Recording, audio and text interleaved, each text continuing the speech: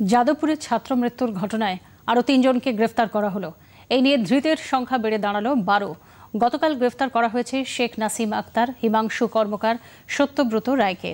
নাসিম ও হিমাংশু যাদবপুরের প্রাক্তনী। চতুর্থ বর্ষের ছাত্র সত্যব্রতের পড়াশোনা চলছে কম্পিউটার সায়েন্স নিয়ে। এই সত্যব্রতই ঘটনার দিন ডিনকে ফোন করেছিলেন বলে পুলিশ সূত্রে খবর। গতকাল ৩ জনকে ডেকে পাঠানো হয়েছিল যাদবপুর থানায়।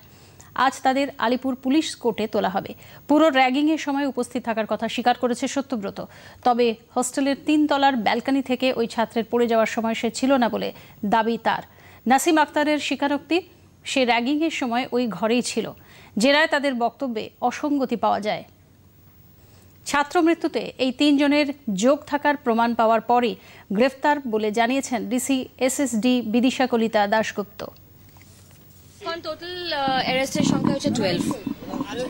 আজকে 3 জন। ওদেরকে জিজ্ঞাসাবাদ করার জন্য যাদবপুর থানাতে ডাকা হয়েছিল সকালে। তারপর ওদেরকে জিজ্ঞাসাবাদ করার পরে আমরা পেয়েছি যে ওদের ইনভলভমেন্ট আছে, সেই জন্য ওদেরকে অ্যারেস্ট করা হলো।